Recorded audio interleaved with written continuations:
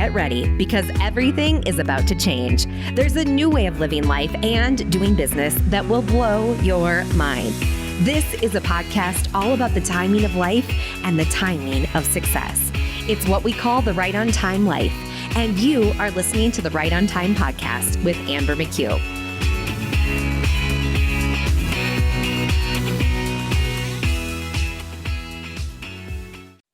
Hirsh, welcome to the podcast.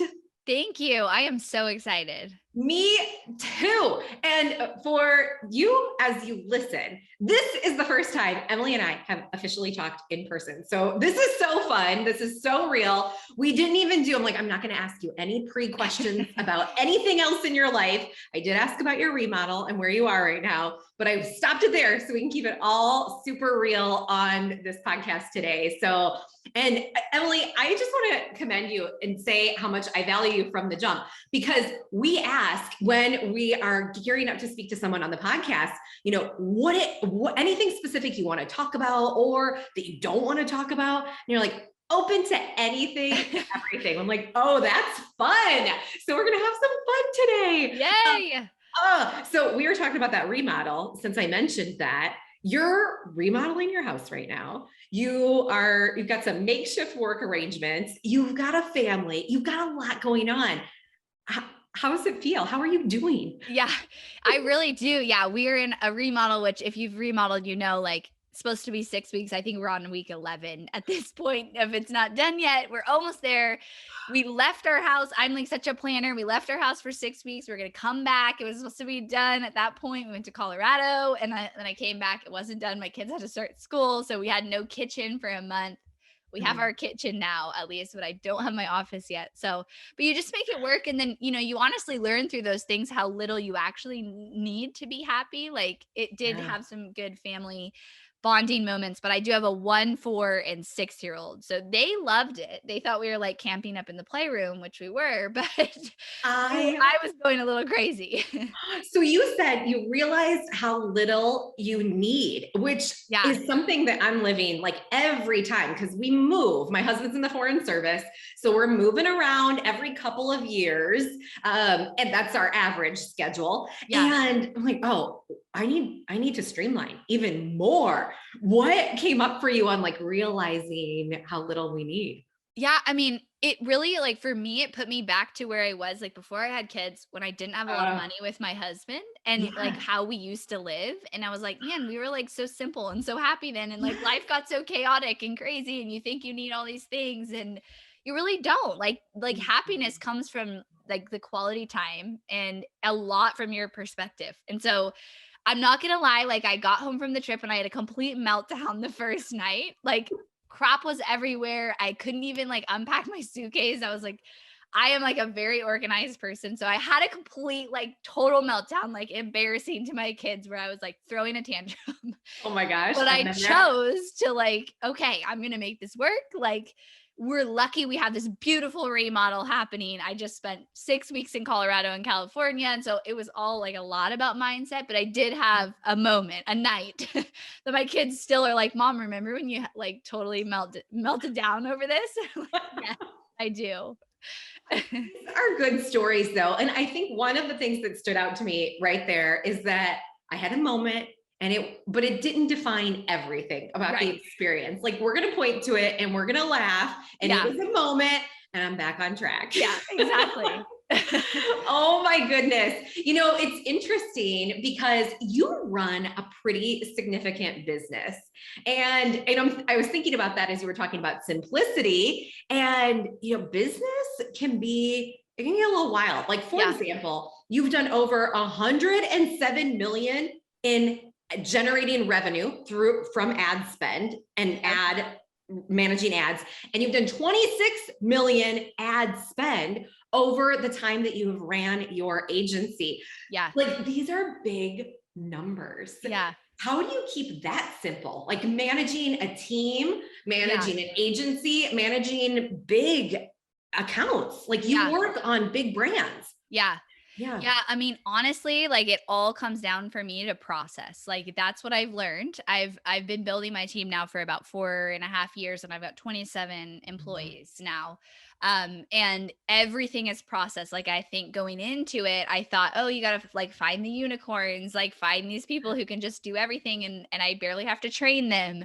But what I've learned is everything is about the process. And so the big ad spends don't really feel scary anymore because it just comes down to like the process of what we're doing, from the creative to the strategy to the communication. Whenever there's a problem, I come back to process. And from the beginning, from your recruiting and your hiring process to your training process to your delivery process, like especially in the service industry, it's all about Mhm. that.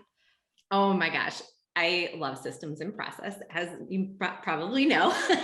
We are very much in sync here. Yeah. And it's so true. One of the things that I learned early on in running my business and in working in corporate was, it's a story that comes out of Starbucks. And Howard Schultz had asked one of his VPs, that sign, the B is out on that sign on my drive to work. Somebody's got to fix that. Who's going to fix it? And the mentor, the VP, said to him, "You are asking the wrong question. This isn't about who is going to fix that sign. This is about what is our system and process to make sure the lights never go out on Yeah. our signs." Like, Love so it. it's a different way of thinking. And I Right. think you're so spot on. Like, whether it's service-based or anything, product, ads, agency, Yep. especially in an agency model with team, Yeah. like, all right, what's our system? And it also gives us the thing to point back to. Like, this isn't Yeah. about who did what wrong. This is about what's our process for this, and do we need Right. to change that? Yep, and getting to the root of everything, like you just Yes. explained, was getting to the root of the actual problem, not just that the B light was out on the sign. Yes. Oh, this is so good. And this actually aligns with, the work that you do. You started doing business in a more personal business model, right? Yeah. Tell us about how you got started. Yeah. So I started my company about 6 years ago, and I started as a virtual assistant. And so for me, so I was 20 years old and had my first baby then. And so I've always been an entrepreneur, like since I was like 12. I think a lot of people can relate to that. Like I'm a born entrepreneur for sure. Yeah. So I knew I didn't want to be a stay-at-home mom. I needed something else that was mine that I could put that energy that I have into, but I also didn't want to leave my new baby. So that Mm-hmm. was kind of what threw me into the online industry as a virtual assistant, and then the online course creators. And it was very big back then. It was newer, 6 years ago. And so then I started doing Facebook ads for those clients myself. And really just got to learn. I learned through doing. I learned through like podcasts, through trying, through, marketing comes very natural to me. I love the psychology of it. I love looking at it from a perspective of like, it's all about connection. It's all about trust. It's about how can you be different.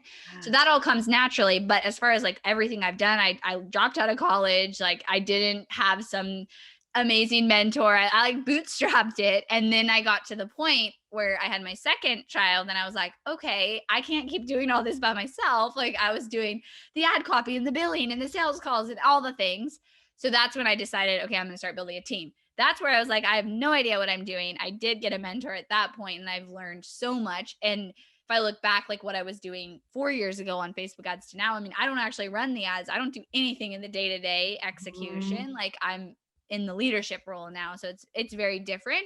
But my journey isn't where I set out and was like, I'm going to start an agency. Like that's going to be my business. It was kind of like taking each thing and going in the direction that I was being pushed throughout that time. Oh, I love this so much. And this is like the story of many people. We start something, we're like, oh, Yeah. okay. Yeah, this could be something more. And speaking of, right, fast forwarding, you went through this growth stage, you went through this evolution. We already alluded to the fact that you've worked with some big brands, some names that people who, run online businesses likely know.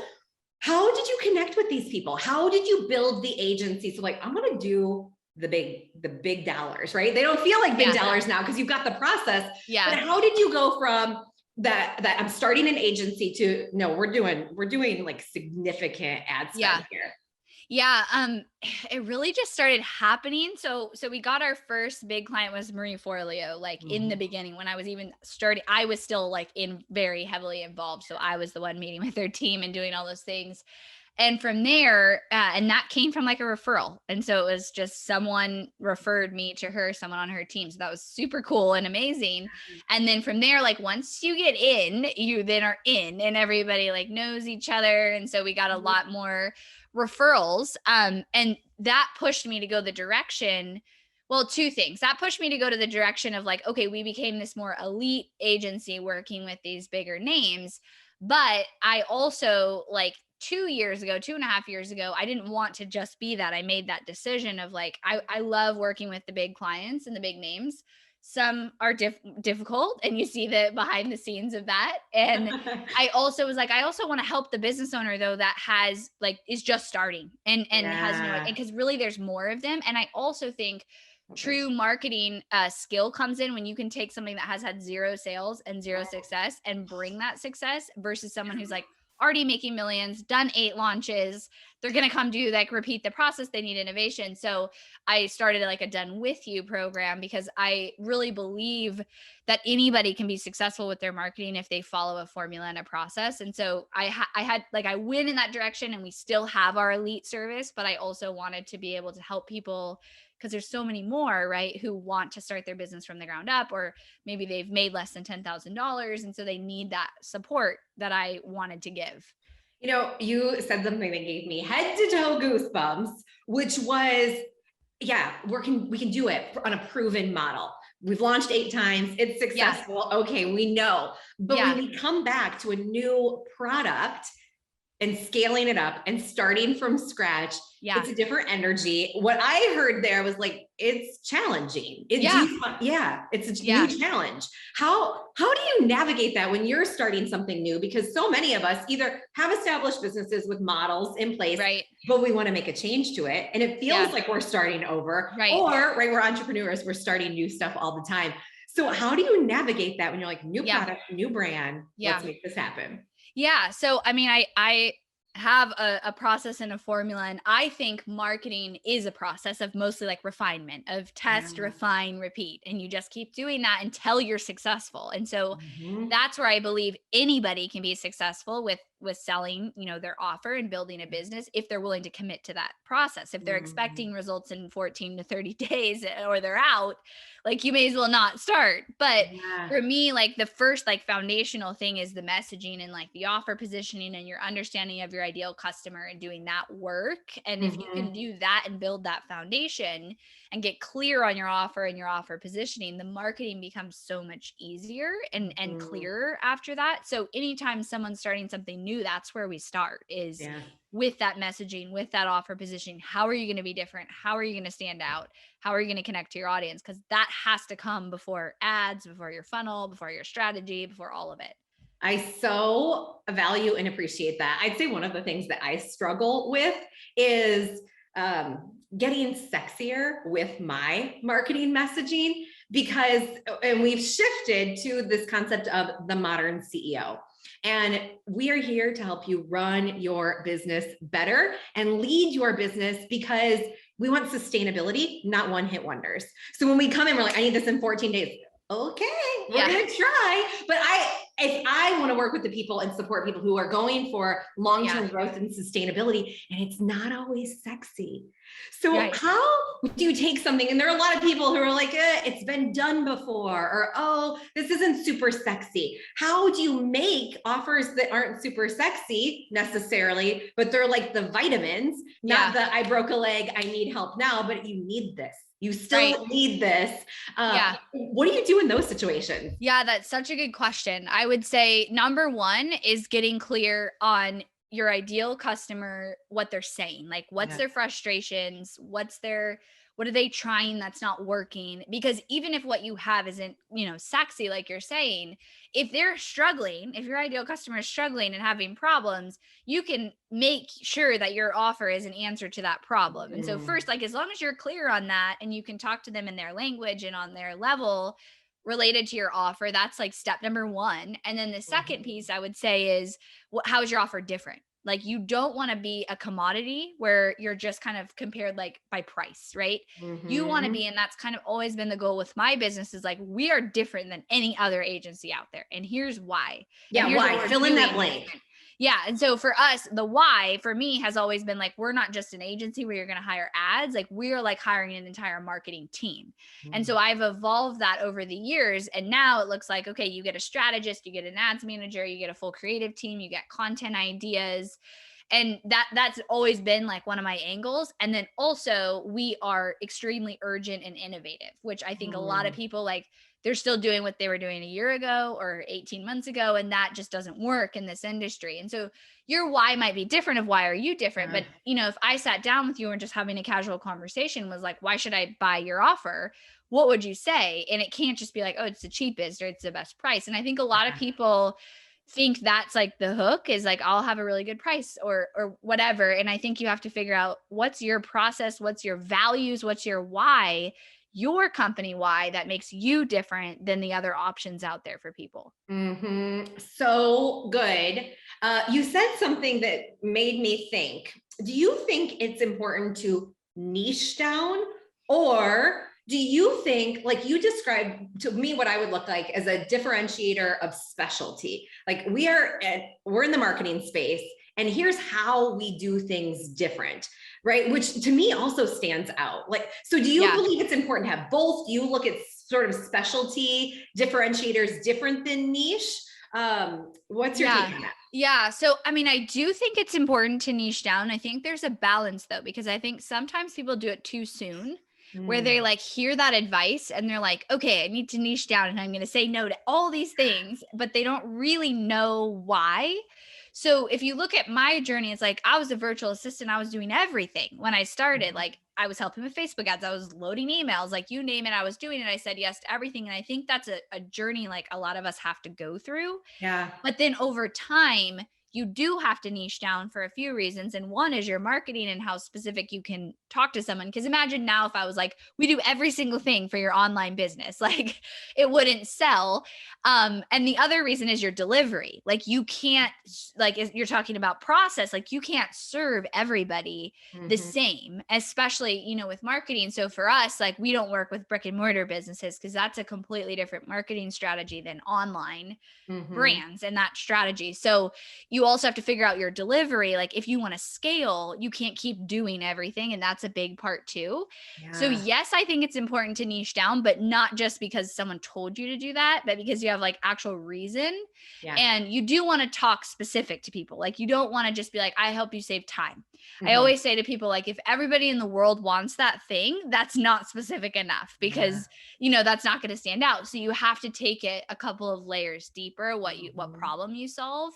And that could mean niching down in the people you serve, or it could be around like the offer and the problems that you solve. And so, we don't do YouTube and Google and Facebook and all the things because I can't deliver that. And I also don't want to be that, full on agency right now, maybe in the future, but I'm specific with that. So good. You mentioned scalability. So, and I want to take a little bit of a business model shift now because I know that you work on launches. I know that you help people get consistent passive income in as well. And these are two areas that are pretty big that people debate about, that we go through like, oh, I'm exhausted from the launch. I don't want to launch anymore. Let's go evergreen, or let's go passive. Let me make money while I sleep. So I want to dive in first to the launch stuff. Yeah. Now my first question on this is because you've worked on some pretty incredible launches. Can you make us all feel better and say something that you've seen that was like, oh, this was not going well? Yeah. I mean, so much with launches and like big launches that you watch and influencers have, and I've been behind the scenes of many. First of all, you have to realize there's months of planning that goes into before that launch happens. Like I think a lot of people think like it just happened right then and they had a big launch and then they want to go emulate that. Most big companies that are launching are planning the year before that's what they're doing. And everything leading up to that launch is really what's contributing to that launch's success. The second thing is I've been behind many launches where they weren't meeting their lead goal. They weren't meeting their sales goals. And I think I've talked about this a lot. Like that's where the true marketing comes into play because that's actually like more the expected. Like that's more normal that's going to happen where you're not actually meeting your goals the second you press go on your ads or you launch your thing. That's where the pivoting and the like, okay, we need new ad creative. Let's test this new angle. Let's add a webinar. Let's add some emails. Let's throw in a bonus.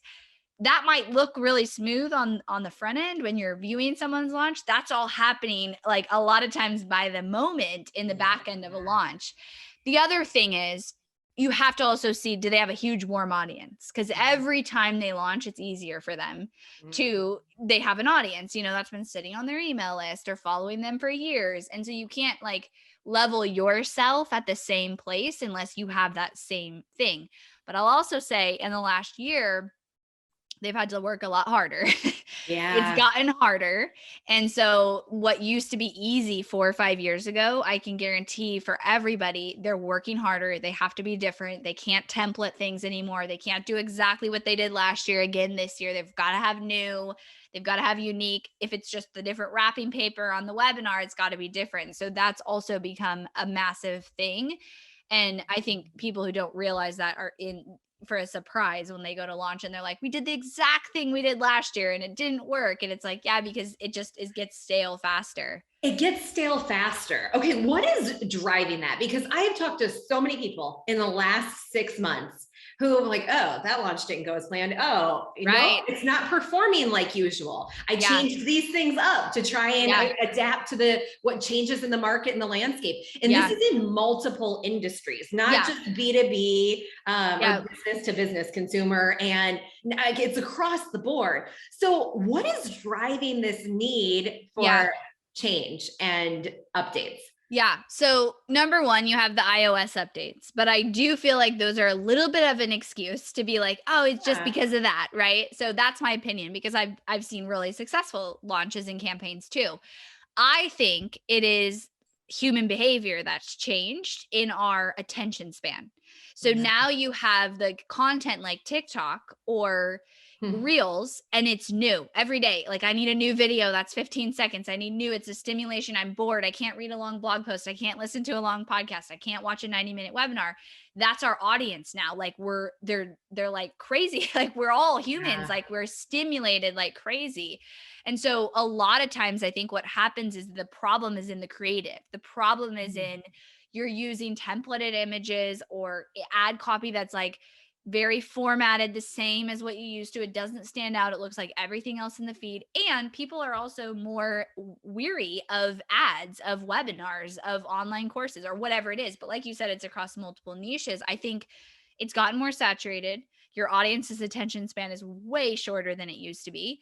Just showing up and doing video is now not enough. Like, it used to be like nobody did Facebook Live, 5 years ago. And now it's like everybody shows up and does stories and all the things. And so now your video, can't just show up and do video. You have to be like a content creator and funny and entertaining. And so I just think it's exhausting and people can't keep up with it. And they don't have the process to keep up with it unless they really put the resources into it. So what do you think is the solution to that for a small business owner? Like you said, it's exhausting. We can't keep up. I mean, from a consumer perspective, I don't keep up. I'm like, this is way too much. So as we think about also on the business side, wanting to play, but not wanting to completely change our lives. I'm still wanting to have balance, still wanting to show up as who we are. Where do we find the balance? Yeah. Yeah. And this is something I, personally wrestle with too, because I'm the face of the brand and I don't want to be on TikTok and all these things all day. Like, I don't. And I'm my kids and I value that time with them. That's why I started my business. So I think that we are in what I'm calling the era of the creator. So I think we have to accept that, where if you want to have an online business, you want to have an online brand, you have to basically become a creator. Or have a face of the brand. You've got to step into that versus resist that.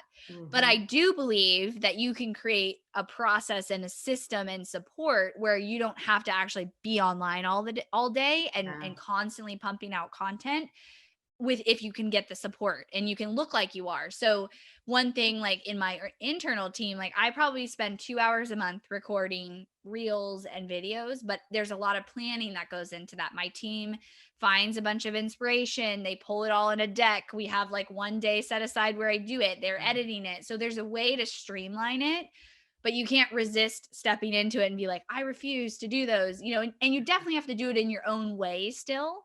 But I think it's not black and white of like, I'm either not doing reels or I am doing reels, or I'm not doing this or I am. Like, you've got to figure out, how do you make it work for your business and your brand while stepping into that creator role.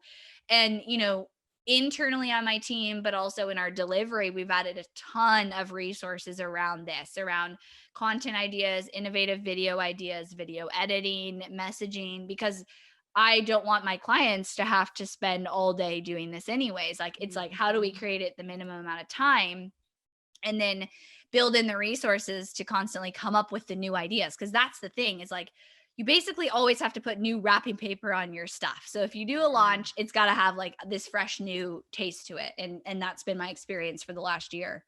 Ooh, so stinking good. So you don't have to overhaul your entire business model. You don't have to overhaul every single product. Put some new marketing or some new wrapping paper on it. I love this. So as you think, this was a phenomenal little scoop and update on the launch side. Now, the flip side to this is passive, consistent, reoccurring revenue and income. How do you recommend? I mean, so many strategies just came to mind for how one can accomplish that. What is the best way for someone to start with passive income? Or like, I got a product, I need to make this reoccurring. Yeah. I mean, first is figuring out, the phases is first figuring out your messaging. You can't do anything without that. And then it's the strategy. And you can absolutely have recurring profit, whether that's through a webinar or, a lead magnet to something on the thank you page type of a funnel. So it's identifying that strategy, which is relevant to your audience and also to your offer. So it's not saying like, oh, everybody's doing a webinar, so I have to do one, but asking yourself, will your audience watch a webinar? Is this the best way to sell your offer? And so figuring out that strategy, and then you can create something evergreen, but you will have to still have that element of new. And so that could be new ads every month, or every quarter you change the webinar title, or you change like the front end. Wow. The front end is having to change a lot more, is essentially where we're at, even with evergreen, models. Gone are the days where you could create a webinar and it runs for 2 years and you never change the webinar title and you never change the webinar. Like, you have to freshen it up. And that's because of both the Facebook algorithm, our audience, the saturation, the competition, and all of that. Wow. New. This is the theme. Like, keep it new, keep it fresh, update. Do you feel exhausted, like, thinking about that? I live in the marketing world, and it's exhausting sometimes to be like, okay, we got to like keep up with this for our clients. But I do think that getting support has become more essential now. And I don't just say that, because I have an agency, but I think in the past you used to be able to like DIY a lot more and do it like 70-80%. And, it doesn't have to be 100% because your leads are cheaper and because like there wasn't a million webinars out there. Now I think like just tightening it up is now like the new reality, which it was bound to happen at some point, right? We can't, the wild west of like cheap Facebook ads and no webinars years ago is gone. So it's exhausting, but you can sit there and be like, oh, this is exhausting, I hate this. Or you can be like, okay, what am I going to do to make this work for my business and my own life? Yeah, it's so true. Sort of as we're sitting here today and think like, all right, we've been doing this for a while. We've been running online businesses for a while. My photography business is obviously not online, but we do heavy online and digital marketing for that. Yeah. It was much lower barrier to entry and a lower cost to enter this marketplace. And this was one of the selling points, right? You can start your business for very little investment. It's easier than a brick and mortar, and you can reach more people and et cetera. But now the investment may be higher as you're stepping into build, scale, grow, running a business. Right. Yeah. I mean, I don't know if it's higher. I think business in general is difficult. Like, what we're signing up for, 90% of people can't do. And like, there is no easy business. And so that is the reality. And so I think I do agree with you. People think, oh, online business is easier. And it's like, it's actually not. Like, you have the potential to have more impact, but in order to have that impact, you have to have great messaging and a great strategy and a great offer and great marketing. Still, like, the rules of business still apply. Yeah, it's so true. If someone is listening to this and they're just starting out, what would be the number one advice you would give them? Like, maybe I don't have a lot of budget, or I didn't want to have a lot of budget, and I would like to get to revenue sooner rather than later. How do I get that flywheel going quickly? Yeah. I think like the best investment in your time right now, if you're just starting out, is in your messaging, is in talking to your audience, building an audience of people, figuring out what they're saying, what they want, being willing to pivot your offer if you need to, not being like, this is exactly what it is and this is a great offer without ever like talking to someone about it or trying to sell it.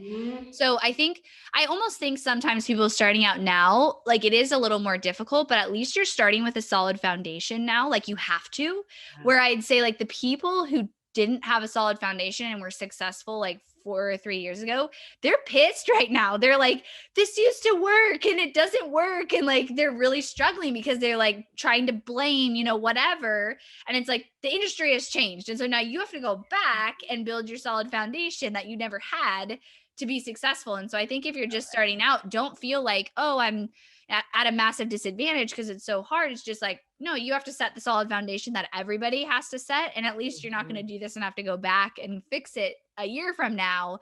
You're going to start out with that foundation and with that knowledge that that's what you need to do. I love to talk about the foundation because this is what gives us also sustainability in our business. Right. And when COVID was happening, 2020, the year, I was talking to a lot of clients, talking to colleagues. And one of the key differentiators of people who had more ease, not that there was a lot of ease during that year, but who had a little bit more peace of mind in their business and in the future of their business, had strong foundations. Yes, 100%. Essential. Yeah. I think COVID, the iOS updates, everything that's happened has just shined a light on the people who don't have that. And it's shining a light on your cracks in your business. And that's okay. You can go fix them, but that's what it's essentially done. And, even for myself, like I've found things that was like, oh, we used to get away with that. Now we can't. Like that's a gap we've got to fill. This is flipping awesome. Emily, I would stay here talking to you for hours, but I know you got other things to do. So, and as you're listening to this, I know that you who are listening, you've got other things to do too. But I want to ask Emily one more question. And this is because it is the Right on Time podcast. So I want to know whether it's business or life or just however, what is right on time for you right now? And what do people need to know right now? Yeah. The first thing that comes to me is that it's the era of the creator. And the sooner you step into that and figure out like, how am I going to define becoming a creator if I want to grow an online business for myself, for something that works for my own values and my own life? Maybe it pushes you out of your comfort zone. It probably will a little bit, but I think the sooner you're willing to do that, the better you're going to get quicker and the better your results are going to be. So I think really leaning into that, because it's not going away. We're in like kind of a new era of marketing and of marketing your online brand. Oh my gosh. Amazing. I'm not going to lie. My heart rate accelerates a little when we talk about this era of the creator, but it's one part because I agree and I see it. And it's another part because, okay, now what are we going to do about it? So, incredible. Thank you so much for being here with us. Before we wrap, is there anything we missed? On it, not that I can think of. This was such a great, fun interview. Thank you for having me. Thank you. This is going to add so much value to so many people. You were so real, so transparent, and I can't wait to talk again sometime. Thank you. Yay. Thank you.